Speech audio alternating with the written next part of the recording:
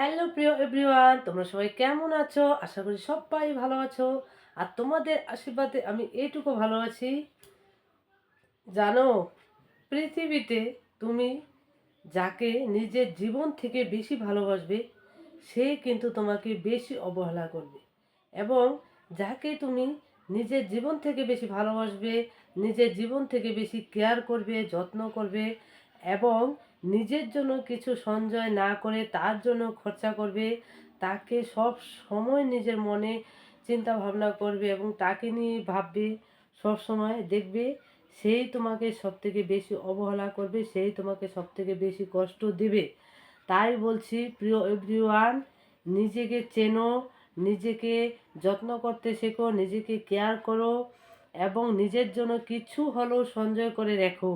দেখবে ভালোবাসা তোমার পায়ে পড়ে যাবে এবং ভালোবাসা তোমার কাছে এমনি এমনি আসবে। আর যদি তুমি নিজের চিন্তা না করে সব সময় ভালোবাসা পেতে চেষ্টা করো এবং কাউকে নিজের জীবন থেকে বেশি ভালোবাসো, যাতে তুমি তার কাছ থেকে কিছু ভালোবাসা পাবে আশা করে, কিন্তু সেটা কখনোই হবে না। কাউকে ভালোবাসলে দেখবে তুমি কষ্ট ছাড়া কিচ্ছু পাবে না।